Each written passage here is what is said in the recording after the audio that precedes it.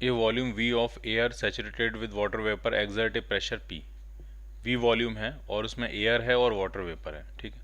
Air water vapour जो है वो सैचुरेटेड स्टेट में है, यानी उससे ज़्यादा एयर जो है वो वाटर वेपर सस्टेन नहीं कर सकती, ठीक। The A volume V of air saturated with water vapour exert A pressure P। तो उसमें जो एयर ने जो प्रेशर एक्सर्ट किया वो P है। The pressure of saturated vapour is P not. और जो वेपर है, सैचुरेटेड जो वेपर है उसका प्रेशर P नॉट है। तो जो टोटल प्रेशर होगा वो आपका होगा P प्लस P नॉट। जो एयर ने एक्सर्ट किया प्रेशर वो है P। नेट जो प्रेशर होगा वो होगा pressure exerted by air plus pressure exerted by water vapour. और ये सैचुरेटेड वाटर वेपर है, इस टेम्परेचर पे ये मैक्सिमम अमाउंट है जो वाटर वेपर एयर सस्टेन कर सकती है, ये मैक्सिमम प्रेशर है जो वाटर वेपर एक्सर्ट कर सकती है इस पर्टिकुलर टेम्परेचर पे, ठीक। अब हम क्या कर रहे हैं, अब कह रहे हैं if the volume is made V by 2 isothermally. Isothermally हम वॉल्यूम हाफ कर दे रहे हैं, तो टेम्परेचर कांस्टेंट रख के अगर आप वॉल्यूम हाफ करोगे तो उसके अंदर जो एयर है उसका प्रेशर डबल हो जाएगा। फाइनल प्रेशर आपसे पूछ रहे हैं, तो जब आप वॉल्यूम हाफ करोगे इसका तो जो एयर का प्रेशर होगा वो तो हो जाएगा 2P, डबल हो जाएगा। और बट जो वाटर वेपर है उसका प्रेशर नहीं बढ़ेगा। क्यों नहीं बढ़ेगा? क्योंकि वो सैचुरेटेड है, उससे ज़्यादा वाटर वेपर आ नहीं सकती। जैसे ही आप इसको कंप्रेस करोगे तो कुछ वाटर वेपर जो है वो कंडेंस हो जाएगी, एग्जैक्टली आधी वाटर वेपर कंडेंस हो जाएगी, आधी रह जाएगी, आधी वाटर वेपर रह जाएगी, आधा ही वॉल्यूम हो गया, तो प्रेशर उसका मेंटेन रहेगा P नॉट। तो वाटर वेपर का जो प्रेशर रहेगा वो P नॉट ही रहेगा। तो अब जो फाइनल टोटल प्रेशर बनने वाला है वो आपका बनेगा 2P plus P naught. So your answer will be C part.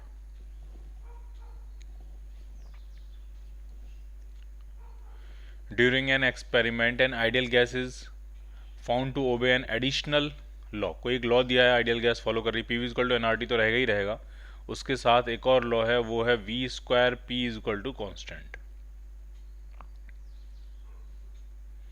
ठीक। अब इसमें कह रहे हैं कि gas is initially at temperature T and volume V, when it is expand to a volume 2V the temperature becomes, ठीक है। पहले टेम्परेचर T था, वॉल्यूम V था, अब वो एक्सपेंड करके वॉल्यूम 2V हो जा रहा है, तो नया नया टेम्परेचर T डैश कितना होगा ये आपको बताना। तो ये जो एडिशनल लॉ है उसको हम PV equal to NRT use करके टेम्परेचर और वॉल्यूम में बना लेते हैं, प्रेशर हटा देते हैं। तो V स्क्वायर तो ये है और प्रेशर की जगह क्या डालोगे, NRT ओवर V। एक V से एक V क्या हो जाएगा, ये कैंसिल आउट। तो ये जो नया लॉ आपका आया वो ये आया V into T is equal to constant. तो अगर आप वॉल्यूम डबल करना चाहते हो तो टेम्परेचर क्या हो जाएगा, इस केस में आधा हो जाएगा। सो your answer will B D part. A vessel containing 0.1 meter cube of air at 76 centimeter of mercury is connected to an evacuated vessel of capacity 0.09 meter cube। एक वेसल है, उसका वॉल्यूम दिया, उसके अंदर जो एयर है उसका प्रेशर दिया, ठीक है। और उस वेसल को हमने एक इवैक्यूएटेड वेसल, एक मतलब खाली वेसल से कनेक्ट कर दिया जिसका वॉल्यूम 0.09 मीटर क्यूब है। तो टोटल वॉल्यूम बढ़ जाएगा, वॉल्यूम बढ़ जाएगा तो प्रेशर ड्रॉप हो जाएगा। और इस पूरी प्रोसेस में हम ये मान के चलेंगे कि टेम्परेचर कांस्टेंट रहता है, ठीक। तो अगर टेम्परेचर कांस्टेंट है तो इक्वेशन बनेगी P1V1 is equal to P2V2। पहले का प्रेशर था 76 सेंटीमीटर ऑफ मरकरी, तो उसी यूनिट्स में रहने देते हैं क्योंकि फाइनल आंसर भी सेंटीमीटर ऑफ मरकरी में ही है। और पहले का जो वॉल्यूम था वो था 0.1 मीटर क्यूब, वॉल्यूम भी मीटर क्यूब में रहने देते हैं क्योंकि दोनों तरफ कैंसिल आउट ही हो जाएगा। फाइनल प्रेशर आपको निकालना, लेकिन जो फाइनल वॉल्यूम होगा वो आपका हो जाएगा 0.1 मीटर क्यूब तो पहले से था, और इवैक्यूएटेड वॉल्यूम था 0.09, तो ये हो जाएगा 0.19। तो यहाँ से अगर आप फाइनल प्रेशर कैलकुलेट करोगे तो ये आपका आ जाएगा 76 इंटू 0.1 अपॉन 0.19। पॉइंट हटाएंगे तो यहाँ ये 10 हो जाएगा, 19 से कैंसिल करेंगे ये 4 टाइम्स, तो ये आ जाएगा 40 सेंटीमीटर ऑफ मरकरी।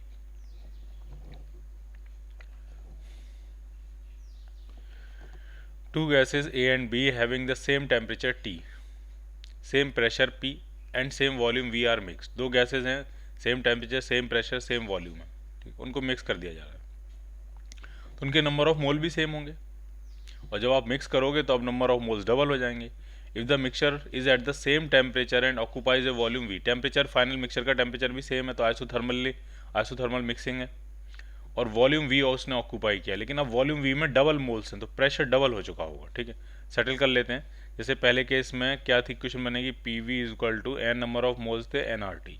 यही वेसल A के लिए है और यही वेसल V के लिए, यही गैस A के लिए, यही गैस B के लिए, ठीक। अब फाइनल इक्वेशन क्या बनेगी, तो फाइनल प्रेशर आपको निकालना है P डैश। वॉल्यूम अभी भी V बना हुआ है, लेकिन जब आप दोनों गैसेस को मिक्स कर दोगे तो टोटल नंबर ऑफ मोल्स कितने हो जाएंगे, 2n। R और टेम्परेचर वही T मेंटेन रखना है। दोनों इक्वेशंस को अगर हम डिवाइड करेंगे तो P डैश अपॉन P जो है वो 2 के बराबर आ जाएगा। So P dash is equal to 2P, pressure double हो जाएगा आपका।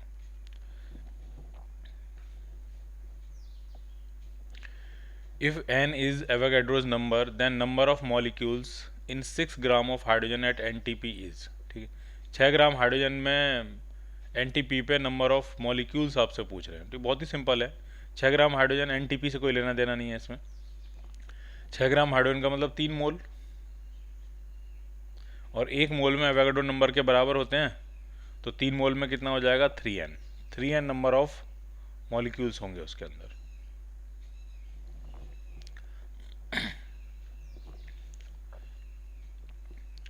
ए गैस इज एट, यहाँ 1 एटमॉस्फेयर होना चाहिए, 1, ठीक। To what pressure it should be subjected at constant temperature so as to have its initial volume half, double कुछ यहाँ होना चाहिए, to so as to have its initial volume, कितना हो जाए इनिशियल वॉल्यूम, बढ़ जाए, घट जाए, क्या हो जाए, ठीक है। तो वो क्लियर नहीं है इसमें, तो ये क्वेश्चन गलत है, incomplete, data insufficient. If the volume of air at 0 degree Celsius and 10 atmospheric pressure is 10 litre, ठीक है। एयर का वॉल्यूम 0 डिग्री सेल्सियस पे दिया है आपको और 10 एटमॉस्फेरिक प्रेशर दिया है, 10 लीटर्स का वॉल्यूम है, ठीक। अब वॉल्यूम फिर से पूछ रहे हैं, इन लीटर्स में ही पूछ रहे हैं, eight normal temperature and pressure. तो जो नॉर्मल टेम्परेचर एंड प्रेशर होता है वो आपका 20 degree Celsius NTP, 20 degree Celsius and 1 atmosphere pressure होता है।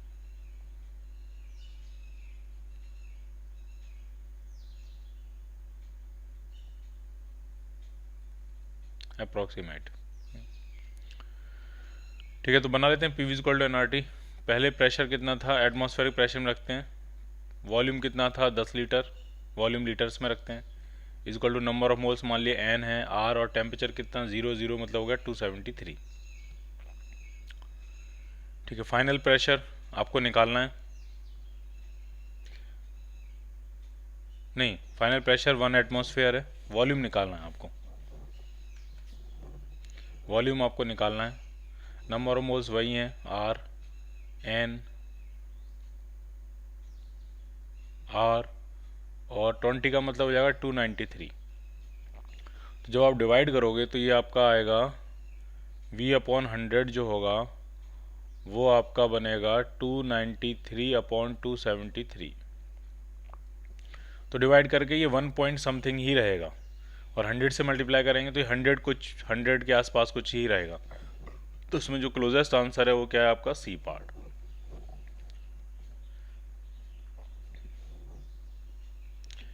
It is required to double the pressure of a gas in a container at 27 degree Celsius by heating it, ठीक है। Pressure double करना है किसी कंटेनर में उसको गर्म करके, ठीक है। कंटेनर है तो वॉल्यूम तो फिक्स हो गया, और इनिशियल टेम्परेचर 27 डिग्री सेल्सियस, इसका मतलब 300 केल्विन हो गया। अब आपको गर्म करके प्रेशर डबल करना है, तो प्रेशर डबल तब होगा जब टेम्परेचर डबल होगा, PV इक्वल टू nRT। अगर आप हीट अप करके टेम्परेचर डबल करोगे तभी तो प्रेशर डबल हो जाएगा, क्योंकि वॉल्यूम कांस्टेंट है। तो इनिशियल टेम्परेचर है 300 केल्विन, और प्रेशर डबल करना है तो टेम्परेचर भी डबल करो, मतलब 600 केल्विन। और अगर डिग्री सेल्सियस में लिखना है तो 327 डिग्री सेल्सियस, 273 माइनस करेंगे तो इतने सेल्सियस आंसर बन जाएगा, C part.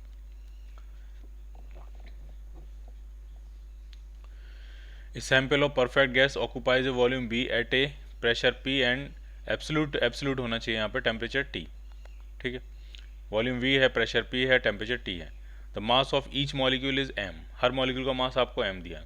Which of the following expression given the number of molecules in the sample, number of molecules के बारे में पूछ रहे हैं तो बना लेते हैं, सिंपल है, PV इक्वल टू nRT, और हम यहाँ यूज़ करेंगे PV इक्वल टू nKT। और आपसे पूछ रहे हैं नंबर ऑफ मॉलिक्यूल्स पूछ रहे हैं, तो प्रेशर P है, वॉल्यूम B है, टेम्परेचर T है, तो नंबर ऑफ मॉलिक्यूल्स तो यहाँ से डायरेक्ट निकल आएगा, PV अपॉन के टी, इसमें मास ऑफ मॉलिक्यूल की ज़रूरत ही नहीं पड़ी। सो your answer is D part.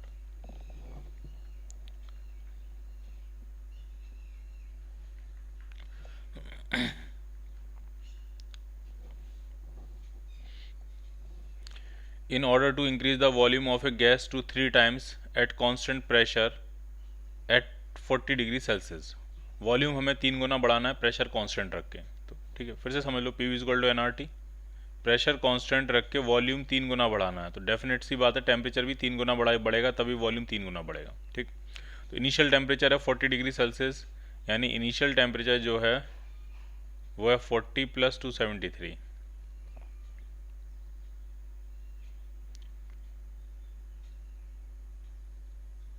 313 kelvin. अब आप चाहते हो 3 टाइम्स, तो फाइनल टेम्परेचर जो होगा वो उसका 3 गुना होगा, तो ये बनेगा आपका 939 केल्विन। अब इसको डिग्री सेल्सियस में कन्वर्ट करना है, तो -273, 666 डिग्री सेल्सियस, ए पार्ट।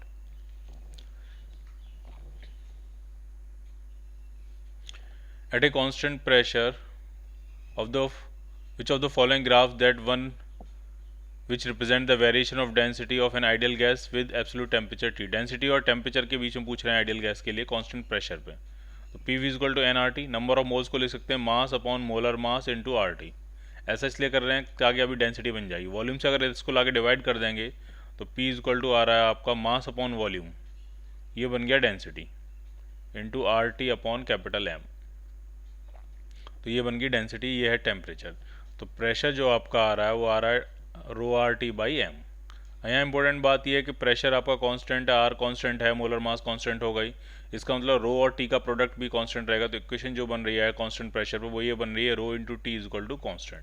तो ये बना आपका rectangular hyperbola. So your answer will be A part. Density और टेम्परेचर, डेंसिटी यहाँ डी लिखी है, मैंने रो मान लिया, कि बीच में जो ग्राफ बन रहा है वो कैसा ग्राफ बन रहा है, रेक्टेंगुलर हाइपरबोलिक शेप का, ए part. Figure shows the pressure versus volume graph for a certain mass of a gas at two constant temperature T1 and T2। ये PV ग्राफ दिया दो डिफरेंट टेम्परेचर्स पे, but those two temperatures are constant. तो ये isothermal process हुई बेसिकली, और isothermal process का जो PV ग्राफ होता है वो एक रेक्टेंगुलर हाइपरबोला होता है, और जैसे जैसे ये हाइपरबोला ऊपर उठता जाता है वो जो कांस्टेंट प्रेशर है उसकी जो कांस्टेंट टेम्परेचर है उसकी वैल्यू बढ़ती जाएगी। यानी अगर दो रेक्टेंगुलर हाइपरबोला हैं, दो आइसोथर्मल प्रोसेस हैं, एक T1 और एक T2 पे, तो T2 is greater then T1। जैसे जैसे आप ऊपर बढ़ते जाओगे टेम्परेचर आपका और ज़्यादा होता जाएगा। ठीक, तो इसका आंसर क्या बनेगा, T2 is greater then T1। आप जस्टिफाई करना चाहो तो जस्टिफाई भी कर सकते हो, जैसे मान लिया मैंने एक यहाँ पे हॉरिजॉन्टल लाइन बनाई, ठीक, एक पर्टिकुलर प्रेशर P नॉट पे, तो वो लाइन दोनों ग्राफ्स को किसी दो पॉइंट्स पे कट करेगी। एक पॉइंट का वॉल्यूम मैंने मान लिया V1 और दूसरे पॉइंट का वॉल्यूम मैंने मान लिया V2। अब हमें कंपेयर करना है इन दोनों पॉइंट्स को लेके। तो PV इक्वल टू एनआरटी, तो प्रेशर तो दोनों पॉइंट्स के लिए सेम है, लेकिन V1 वॉल्यूम कम है तो टेम्परेचर T1 कम होगा, V2 वॉल्यूम ज़्यादा है तो टेम्परेचर T2 ज़्यादा होगा। Clear, PV equal to NRT. मैंने हॉरिजॉन्टल लाइन बनाई है तो प्रेशर तो दोनों के लिए सेम है, तो जिस प्रोसेस में वॉल्यूम ज़्यादा होगा उसका टेम्परेचर भी ज़्यादा होगा। तो यहाँ से क्या समझ में आया कि T2 is greater then T1।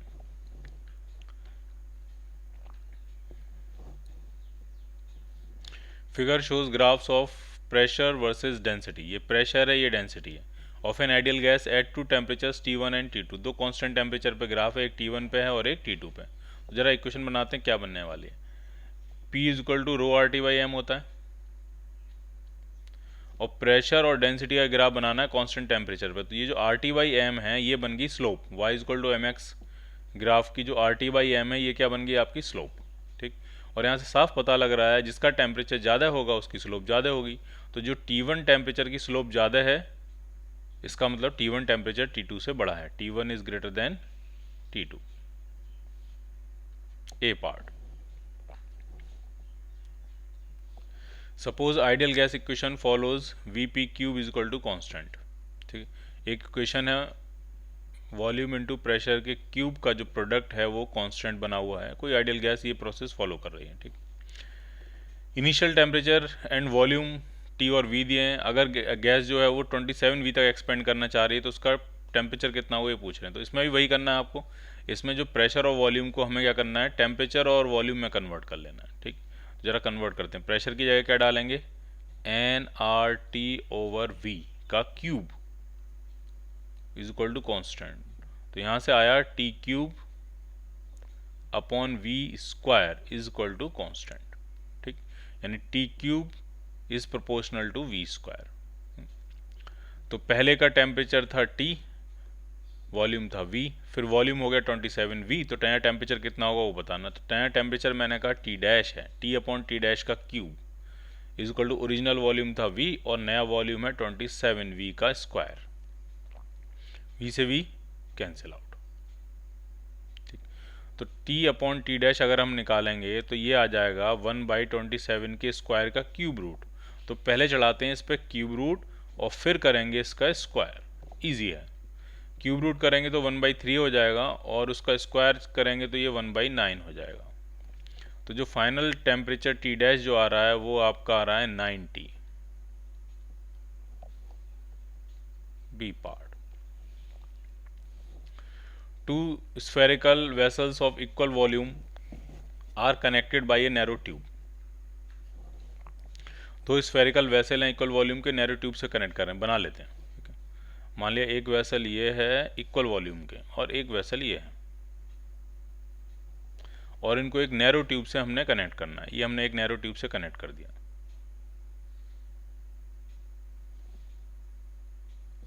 Clear, ये नैरो ट्यूब से हमने क्या किया, कनेक्ट किया।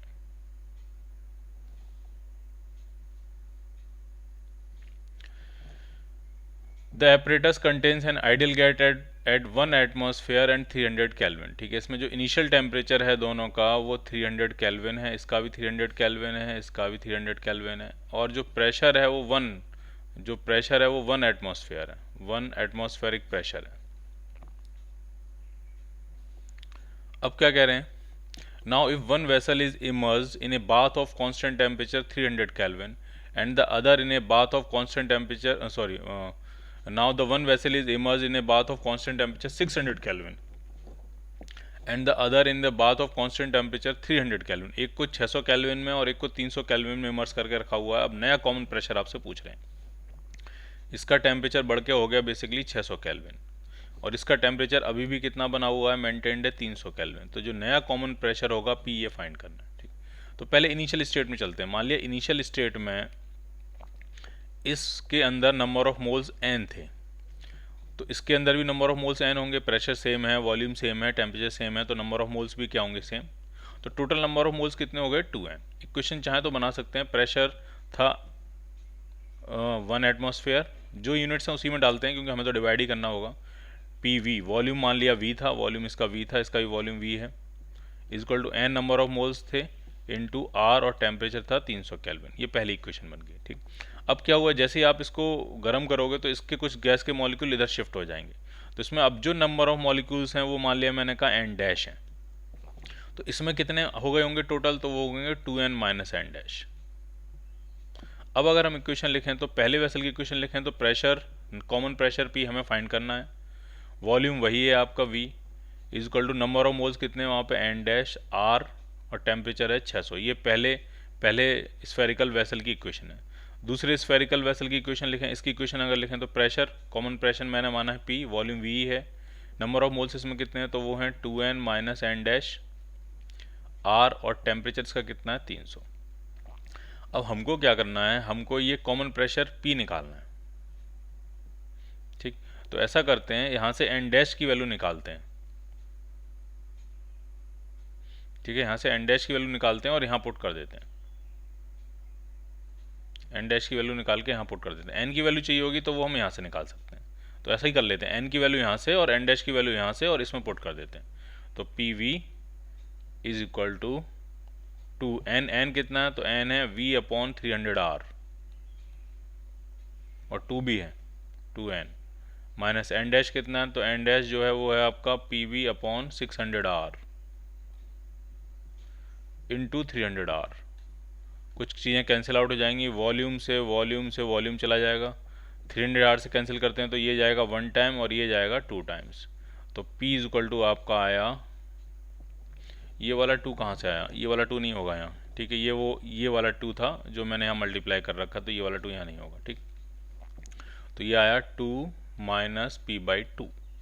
इसको इधर लाएंगे तो 3P/2 आपका 2 आ रहा है। तो जो प्रेशर आपका आया वो आपका आया 2 3P/2 2 आ रहा है, तो प्रेशर जो आया वो आया 4/3, और यूनिट हमने एटमॉस्फेयर रखी थी तो अभी भी यूनिट एटमॉस्फेयर में ही आएगी, 4/3 एटमॉस्फेयर।